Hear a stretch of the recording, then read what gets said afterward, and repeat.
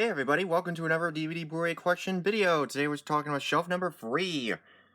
Well, okay, I misspoke. This isn't really a shelf. It's just like a bunch of stuff stacked together, but I'm gonna try and make this work. So, there's a lot of stuff back here. But I'm not gonna take those out just yet. So I'm gonna show you everything. Basically, so some of these I've shown you in update videos, so we're not going to look at those again. So I'm just going to show you the ones I have here. So without further ado, let's get started. Fortunately, there's not a lot to talk about. First up, we have Esther Williams Volume 1. So this has Greatest Classic Legends. This is another TCM box set, and I love these. Bathing Beauty, Dangerous When Wet, On an Island with You, and Neptune's Daughter. Esther Williams is most likely considered the mermaid of the screen. And she was able to perform these spectacular scenes underwater, and they're absolutely incredible. Look them up, they're really fantastic. But anyway, Neptune's Daughter is probably my favorite, and the one I recommend.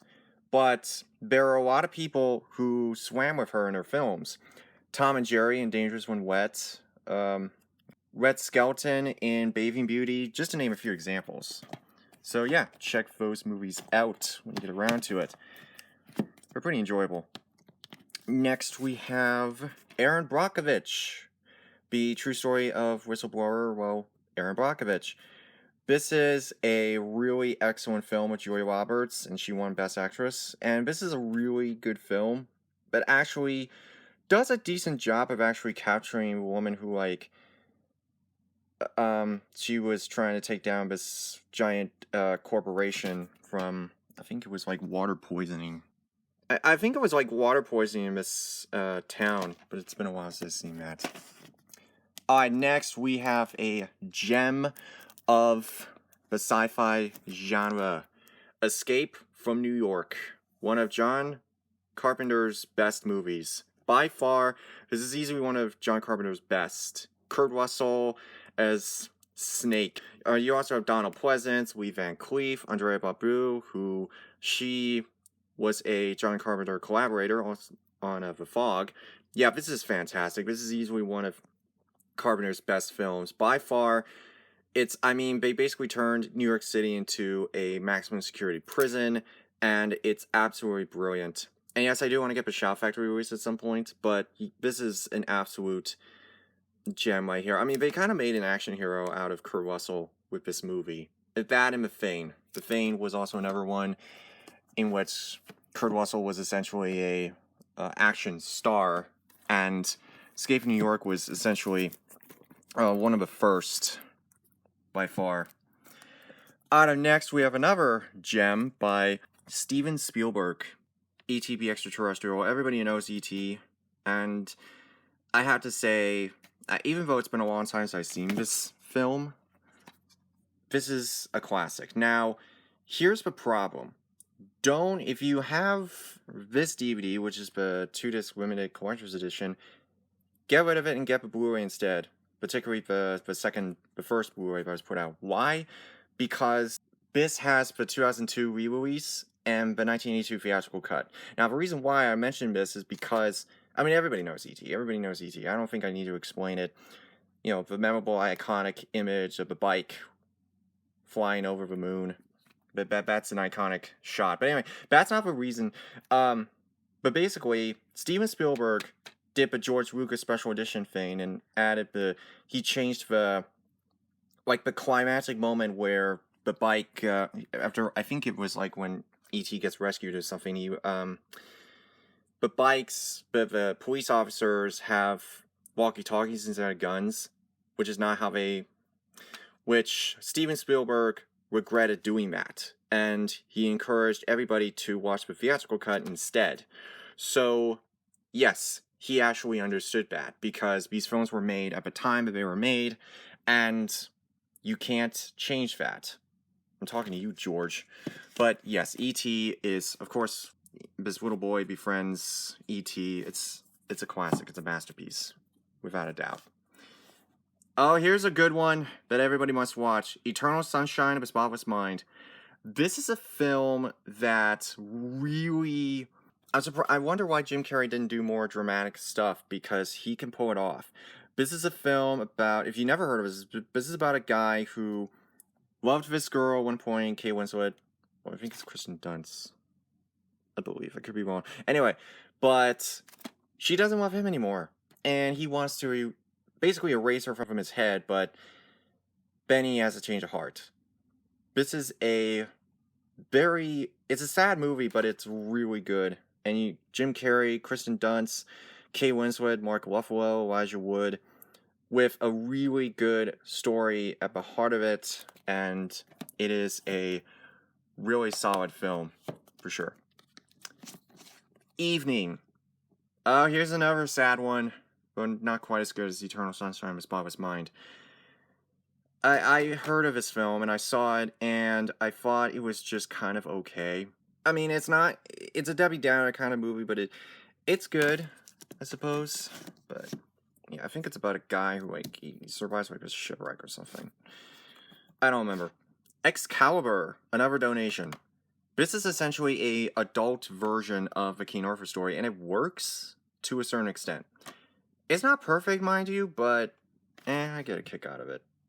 It's okay. It's an okay one. Next we have one of the granddaddy horror films of all time, The Exorcist. Debatably the scariest film of all time. And I remember watching this and being just freaked out by it. This was historic when it came out in 1973. This movie literally made people walk out of a theater nauseous. I'm not kidding. This movie actually made people nauseous. It had a big, big impact. And yes, my copy is signed by Linda Blair, who plays the little girl in the film. To Mark, sweet dreams. As if she knew that this movie would give people nightmares. But yes, this is one of the granddaddy horror films of all time. Easily, at one time, was considered the most disturbing film ever made. And it is iconic. Unlike Exorcist The Beginning, which, yes, I did see Exorcist 2, The Heretic, and Exorcist 3. This one is essentially the prequel, which showcases how Father Merrin, a character from the film, became a priest, essentially. And yes, there's another movie like this called Dominion, but I'm wondering... Rennie Harlan directed The Beginning, and Paul Schrader, who you may know for writing Taxi Driver, directed Dominion. And both films are relatively identical. The only major difference between them is the road they take in order to get to the destination at the end. And then we have Exorcism of Emily Rose, which, it's not bad. It is not a bad movie at all. It's relatively okay. I don't mind these kind of movies. I think they're fine. Some are done better than others, and Exorcist and this one are the best ones. That, and I think the Conjuring movies, those are good. The Expendables, the first one, I surprisingly liked this movie. I mean, yeah, the production value is on par with an independent movie, but the fact that Sylvester Stallone got all these great action stars, himself, Jason Statham, Dolph Lundgren, Jet Li, Terry Crews, Bruce Willis, Steve Austin, yeah. It's nice that he got all these actors and he put them in this film. And yes, I did show you, but I did get the second one. Third one's kind of a mess, but it's not bad. Ooh, yes. Eyes Wide Shut. Stanley Kubrick's final film in 1999. This is a film that's not everybody's cup of tea, but it is a fantastic odyssey into relationships. What does it mean to be in love? Or is the couple in the movie really happy with their wives? What's the difference between a dream and reality? Where does the line blur between dream and reality? Also dealing with faithfulness to your wife or husband. This movie is more like a sexual kind of nightmare in a sense. It's more like watching kind of a dream in and of itself. Like, it's hard to explain, but it's one of those, a journey into sort of sexual kind of, I don't know how to explain it, but it's one of those types of films that might not be everybody's cup of tea, but the cinematography, editing, lighting, music, themes, all of it is pure Kubrick. And I love it. Facing the Giants, another Sherwood Pictures movie, which is basically every football movie you could imagine, but with Christian values. And yeah, it's not great, but whatever. Fahrenheit 451, another classic I just haven't gotten around to yet. But I heard about this. It was based on a Ray Bradbury story. It was based on... you know what? I don't... Yeah, I think it's a very timely film, for sure. Alright, next up, we have Fame. This is a great... It's a lot like... It's a film dealing with this performing arts school and all the students who want different things for their careers, but they also have to pass their academics. This has the iconic song Fame, performed by Irene Cara and written by Dean Pittsford and Michael Gore, who would end up winning the Oscar for it. And also you have Debbie Allen doing the choreography, as well as having a small role in the film, as well as the TV show. And this actually spawned a TV show. And yes, actually a couple people involved in this, Dean Pittsford, Michael Gore, Debbie Allen, and Jean Anthony Ray, would go on to be in the original production of Carrie the Musical. And we all know how that turned out. This family adventure set, I've only seen most of these. Flipper from 1963 was kind of cute, actually. This relationship with his kid and Miss Dolphin. Pretty cute, also with Chuck Connors. The Amazing Panda Adventure is terrible, avoided. Duma, which was okay. And the only one in the set I haven't seen is Shiro. It's the only one I haven't seen. Family Plot. This was Alfred Hitchcock's last film in 1976.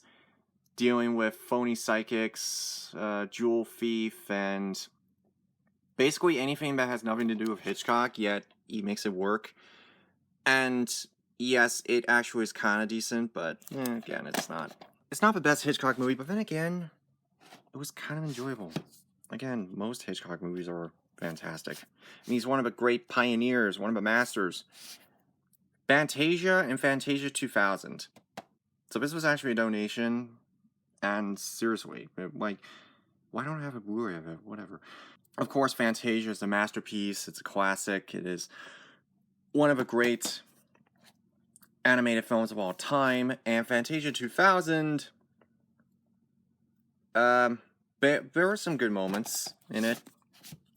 But yeah, I think Fantasia was probably the first film where I was able to understand how classical music can tell a story, in a way. Like how classical music can tell a story. Like you don't even need to watch the movie. You could just listen to the music and enjoy it. That's what I did in 6th grade.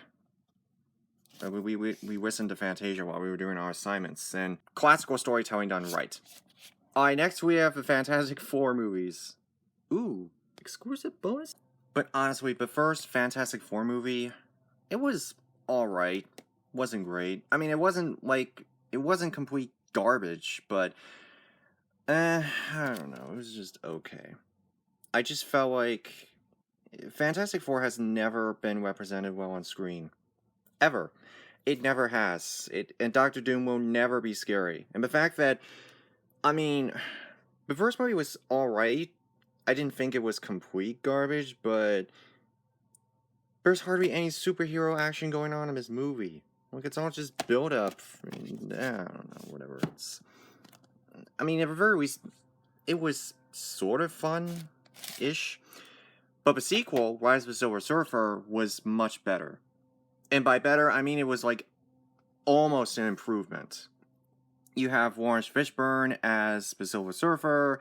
You have sort of this inner conflict between who's right and who's wrong. And overall, I just felt like it was a much better film.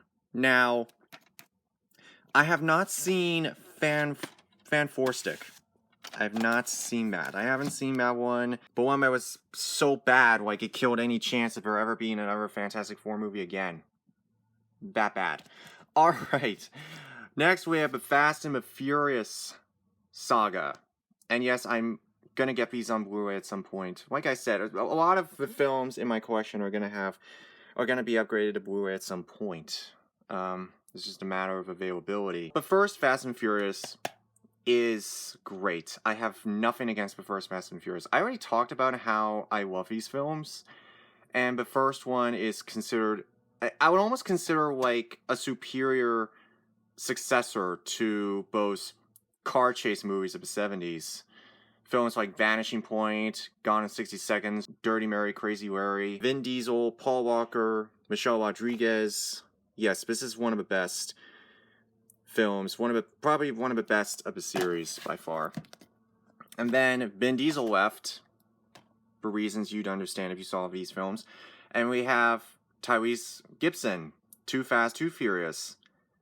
This was okay. Like, literally the one scene, like, toward the end where, like, Paul Walker jumps this, like, canal onto his ship is hilariously good. And, yeah, this movie is pretty good. Enjoyed it. And then, Fast and Furious, number 4. Now, you might be wondering, why do you have it in this order?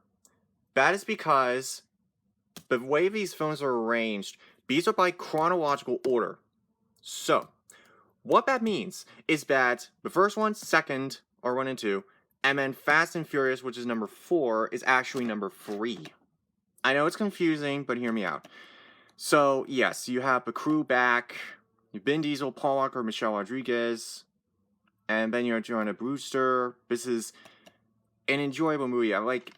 Then they sort of became almost like heist movies, like The Italian Job, which is why I kind of got the impression that these were like heist movies later on in the series. But then they got better. Fast 5, introducing Hobbs to the mix, Dwayne Johnson. And then it became sort of like a heist movie. In a sense. Actually, this was a donation. A friend of mine from high school gave this to me. Thank you, Joe. And then Fast and Furious 6. The best scene in this movie is where, like, the climax on the plane. Oh my god, the plane sequence toward the end of the film is incredible. And also that tank scene. Oh my god. That tank scene is awesome. And yes, okay, so now we're at 3, 5, which is number 4, 6, which is number 5, and 3 being Tokyo Drift. I was not a fan of Tokyo Drift. I think it just deviated too much too soon. And the fact that this was released third, I don't know. I'm just not a big fan of this one. It's okay, but I just didn't quite... The new characters outside of Han didn't interest me at all. I think they were just alright, but... And then Han dies in that one. And then Furious 7. The best Fast and Furious movie. The first one being the second best. This was kind of an emotional ride. No pun intended. And this was the final film to have Paul Walker, as he was killed in a car accident. And this is a really great send-off to his character. Rather than kill him off, they decide to instead give him a send-off. And I have to say, it's a really wonderful tribute to Paul Walker. It's a really wonderful ride all around. And actually, this is the first film to introduce Shaw to the mix. I have seen Fate of the Furious, which is number 8. And actually, now we're back on track chronologically. I have not seen F9 at the time that I'm recording this, although it showed up on HBO Max, and I just got HBO Max, so I'm definitely going to watch it. But I like the Fast and Furious movies. Except Hobbs and Shaw, that movie was awful. Far From Heaven. Now, this is a movie dealing with trust and deceit and lying behind your back during the 1950s, and how it affects Julianne Moore's character, who I absolutely love her performance in this film. Her husband, Dennis Quaid, who is sort of living this double life, and she doesn't know it. And Yes, it does have the Allstate guy. And this movie's good. So check that out when you get around to it. Next, we have a movie that everybody knows, Fargo. Yes, I'm perfectly aware that they made a TV show out of this. I've never seen the show, but I like the movie. The movie is one of Coen Brothers' best works. Again, the Coen Brothers are not for everybody. They're not for everybody, but Fargo is one you should check out. It's a thriller, but it's also part comedy. And how Frances McDormand is like, she's doing the right thing by investigating this murder that took place.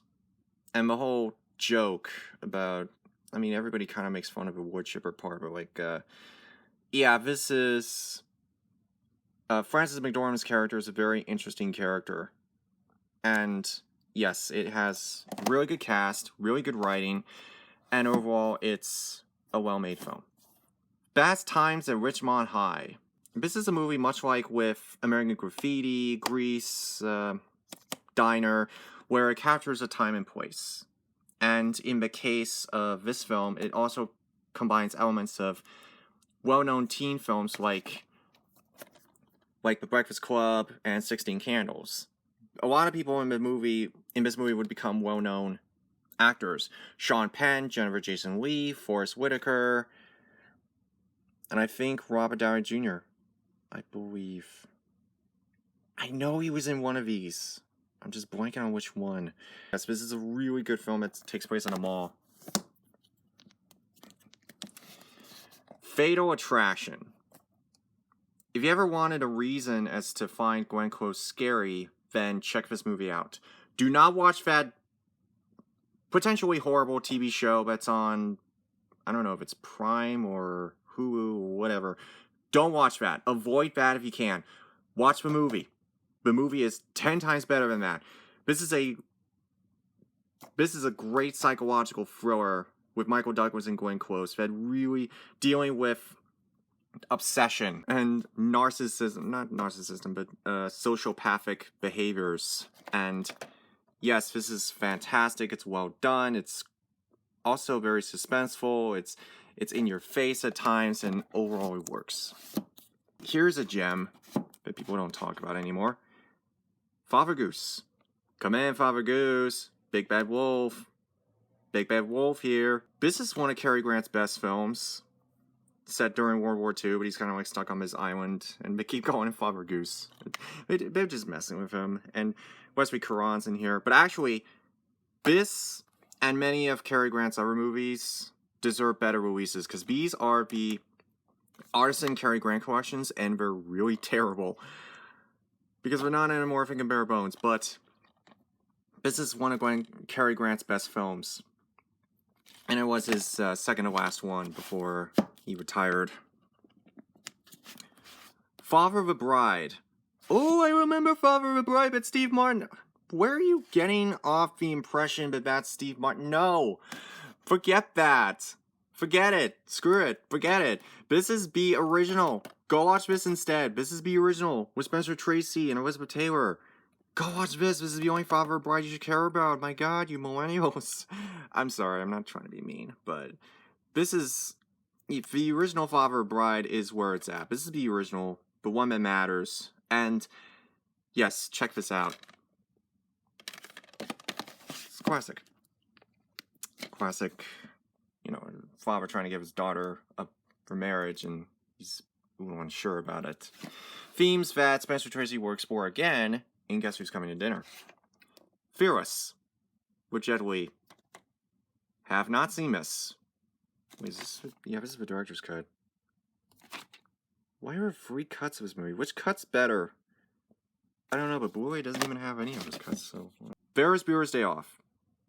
John Hughes is considered by many to be one of the voices of our generation.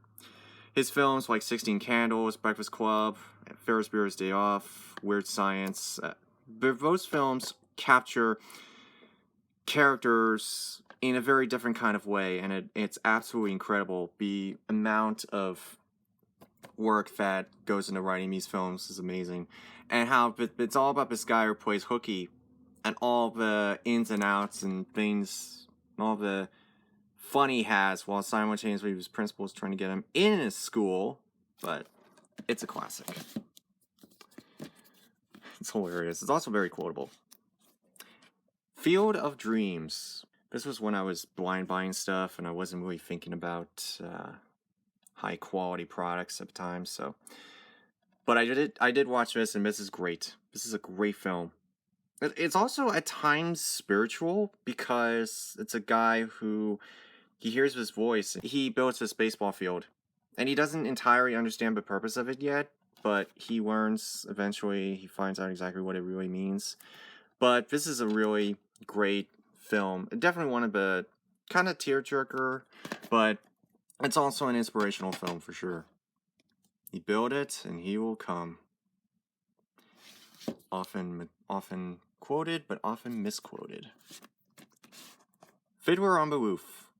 Another one of my favorite musicals. This is a film about the liberation of the Jews during, I believe it was either World War I or even earlier than that. It doesn't give an exact time frame. But yes, you have a really good story, which I'm not going to really get into because it's really involved. But you also have really good songs. And the film version is directed by Norman Jewison, who is another one of my favorite directors. And yes, it is one of the best stage-to-film translations of all time. Give it a chance. You might actually like it. The Fifth Element. This is a sci-fi movie that's sort of wacky and goofy. I mean, it's nothing more. It's really complicated. It's really complicated and kind of involved, but nevertheless, it does a good job. This is the only Luc Besson movie I like outside of Lucy. And it's wacky, it's sort of over the top.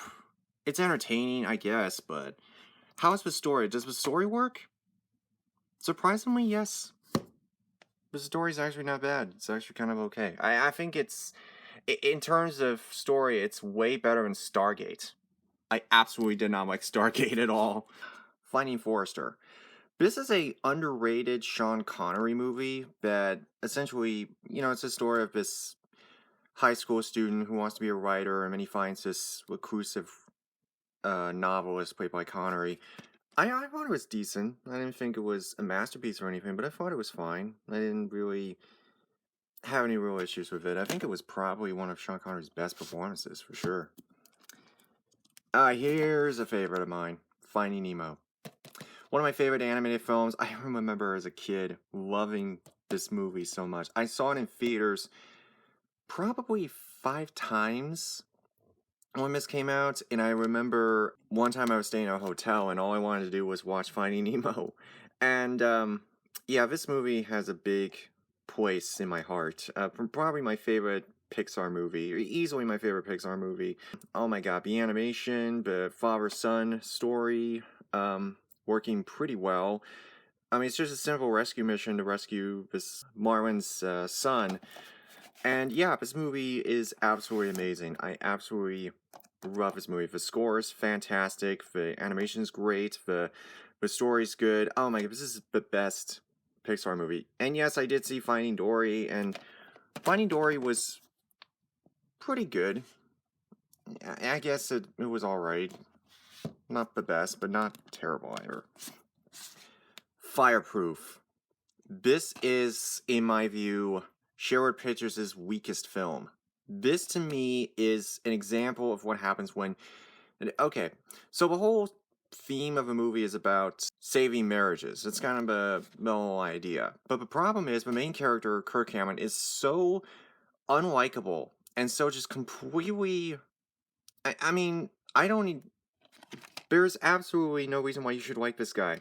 I just don't like him in this movie at all. It's like that one scene where he blows up at his wife for no apparent reason. It just kills it for me.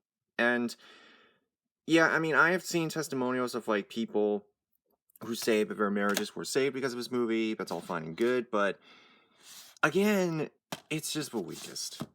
Thankfully, that was a donation. Otherwise, I would probably be complaining a lot more. Firefox versus Clint Eastwood. Is that an X-15? Is that X-15?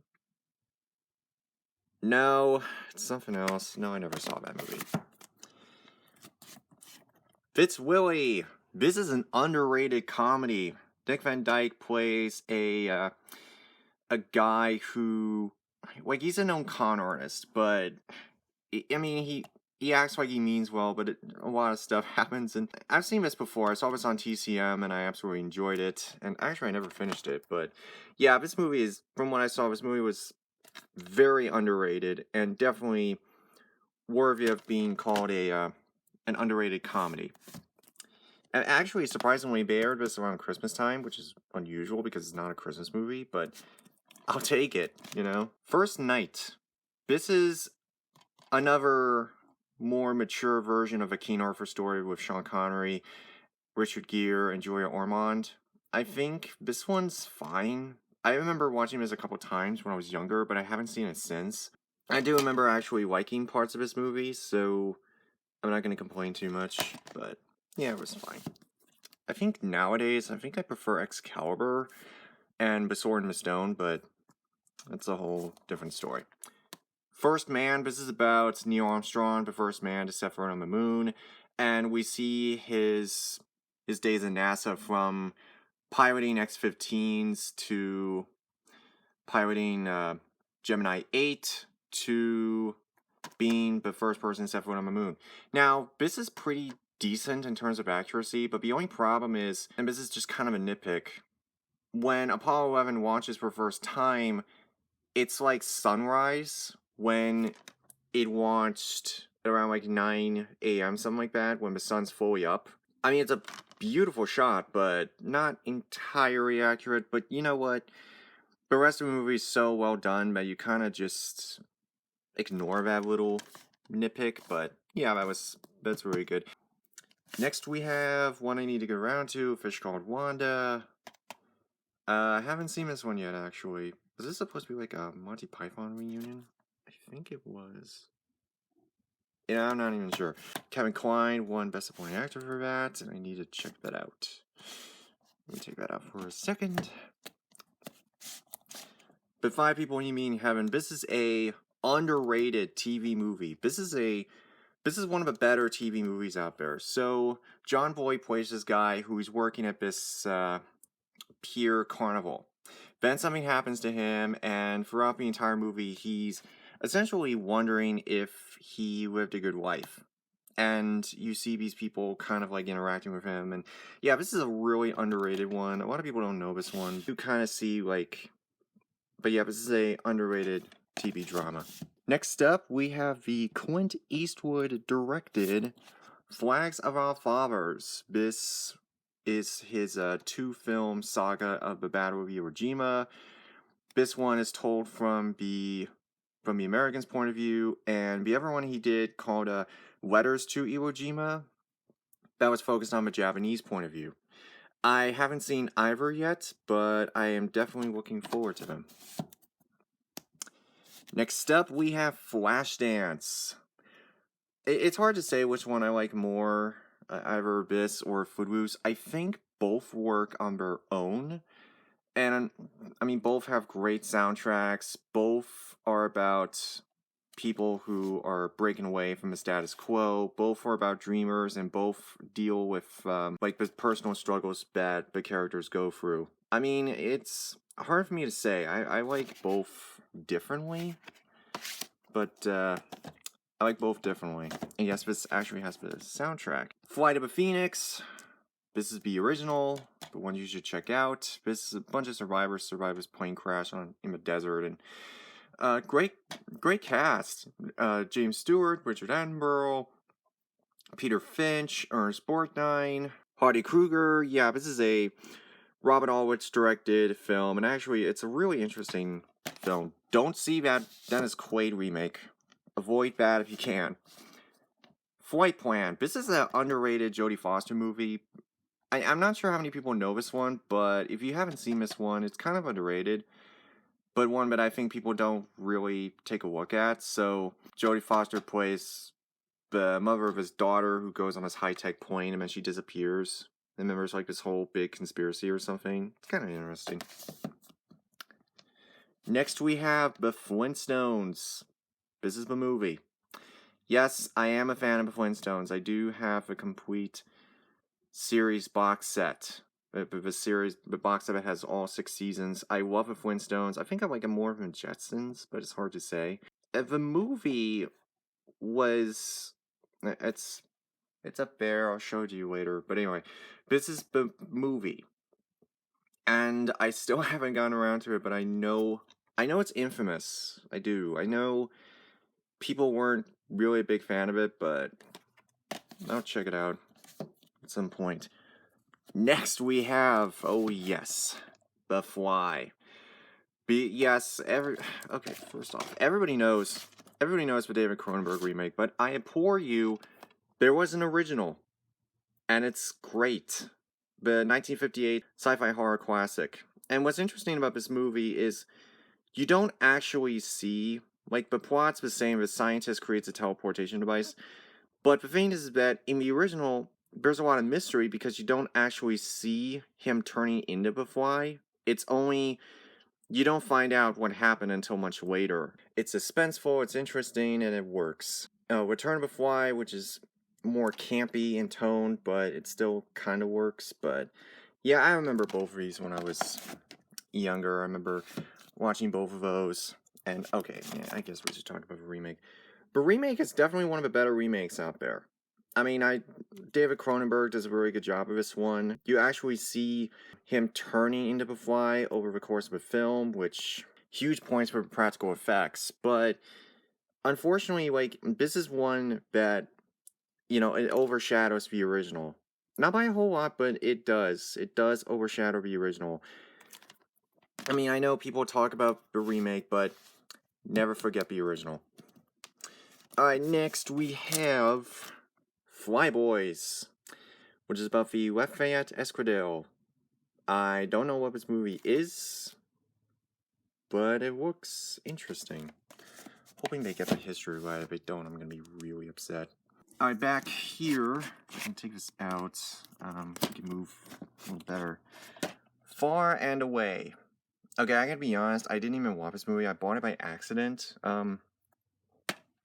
so I didn't really want this movie in my collection, but here it is. I mean, it doesn't look bad. Tom Cruise and Nicole Kidman, Ron Howard directed it. Yeah, I'll give it a chance one of these days. Forrest Gump. This is a movie that, you know, I would quote all the time when I was younger. I saw this movie probably 3 or 4 times. This was for a time one of my favorite films. A highly quotable film, interesting character study, amazing performance by Tom Hanks, and overall, yes, this is an absolute classic Tom Hanks movie. Probably, you know, one of his best performances by far. Just this guy who is through these 3 huge points in history, 50s, 60s, and 70s. And he's, you know, very naive, but, you know, he has a good heart, you know, it's really interesting. Very, very good movie. The Fog. Oh, yes. This is one of John Carpenter's best, by far. Creepy, atmospheric, suspenseful. Love the music. Great cast. Janet Leigh, Jamie Lee Curtis, Andre Barbrou. Is Hal Holbrook in here? Yeah, Hal Holbrook is in here. John Houseman. Yeah, this is a really creepy... It's not even gory at all. But, man, the suspense on this and the creepiness factor is, like, raised in that film. Like, if you love Halloween, you love The Fog. Alright, let's talk about this. The Fall of that Bird. This was the first Sesame Street movie to have been made. I think this came out in 1985. But this is a movie that, like, I've seen parts of it, but I've never actually seen all the way through. I actually met Carol Spinney at a convention, and it was interesting how, like, it's interesting when I looked up his filmography, I realized, oh, Fall of That Bird came up. So yeah, I've been meaning to, like, get around to this, but again, Sesame Street and Muppets go hand in hand, and they're great family films, so yeah, I think I'm looking forward to that, you know. I'm looking forward to watching that all the way through at some point. But Forgotten, I don't remember what that movie is, so yeah, I don't remember. I do not remember at all. Ball of a Fleet, Fred Astaire, and Ball of a Fleet, Fred Astaire and Ginger Rogers again, and the music of Irving Berlin again.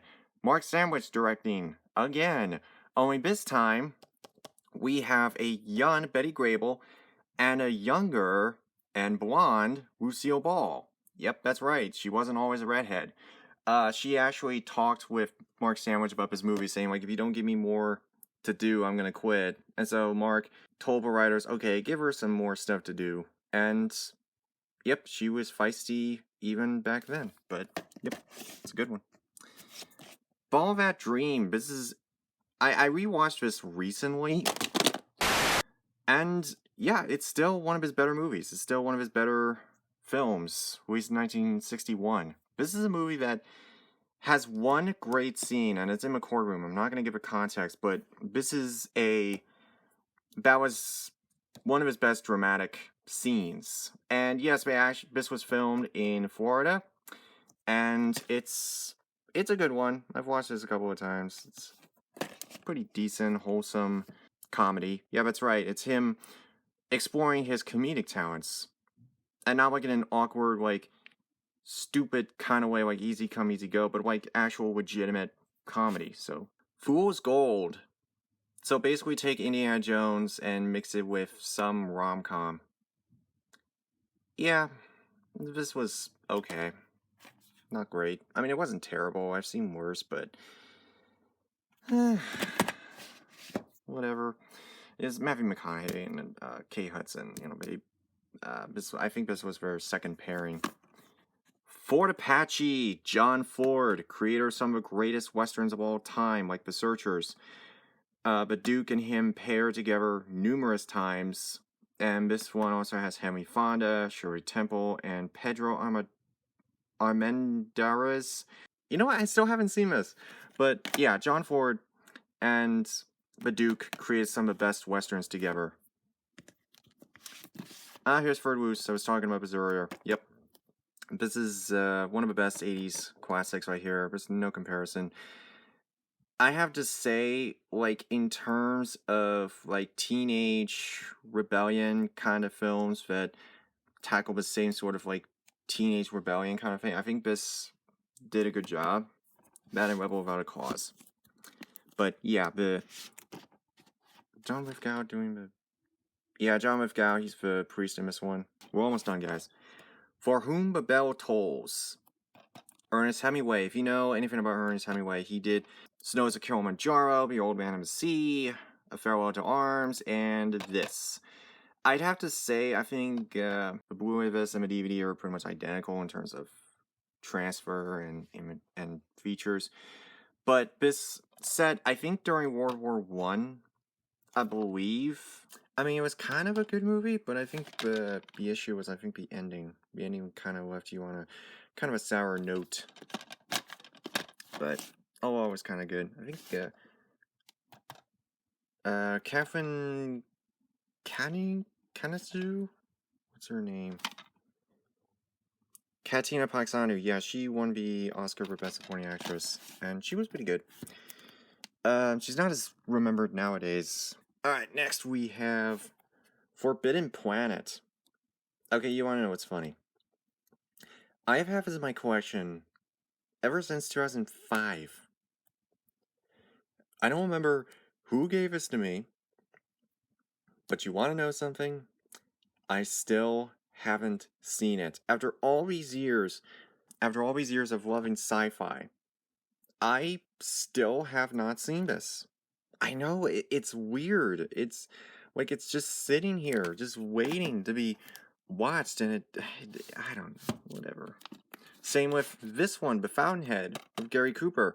I heard of this, but I never actually, like, saw it before. I haven't seen it before, but who directed this? Oh, King Vidor, yes. Oh, King Vidor is amazing. 4 Weddings and a Funeral. Okay, remember what I was saying before about when I was talking about Bridget Jones's Diary and how I don't like Hugh Grant. Well, I did mention there are a couple that I did like. This is another one. This is a rom-com, but probably one of the smartest rom-coms out there. Addie McDowell is in here. And yeah, I mean, yeah, it's not great or anything. It's not like masterpiece, but it's a good little rom-com. Actually, one of my friends is an extra in the Irish wedding scene. So that's an interesting bit of trivia that I found out over the years. But actually, Mr. Bean is in here as well. Rowan Atkinson, yeah, he plays like a minister who's in one of her wedding scenes. I'm not sure exactly like which one, but if you're up for a pretty good rom-com, check that out. Next, we have a couple Fox Studio Classic sets, and these sets are a little problematic, and I'll explain why in a minute. So we have these 4 war classics. The Desert Rats with Richard Burton, 12 O'Clock High with Gregory Peck, Von Ryan's Express with Frank Sinatra and Trevor Howard, which was a pretty good movie except for the ending. I didn't like the ending to that movie at all. And the Young Lions with Marlon Brando. And I think I did see Desert Rats, and Desert Rats was pretty decent. I haven't seen 12 O'Clock High or the Young Lions yet, but the thing is that the problem with these sets is that they don't include the Cinema Classics editions of them. No, they included the original DVD releases. So the original Gen 1 DVDs. I'm not a big fan of that because the image quality doesn't age that great with those releases, which is why I was talking about with Dr. No. But, you know, sometimes you just get what you pay for. And then we have another one, which has the 1959 version of Journey to the Center of the Earth, Little Miss Broadway with Shirley Temple, My Friend Flicka, which is easily the best film in this set with Roddy McDowall, and Bo's Magnificent Men and Flying Machines. Unfortunately, I don't even know where to put this in like a genre, but which is why I created sort of an alternate solution to that, which is collections/compilations. There you go. Solve all your problems for you.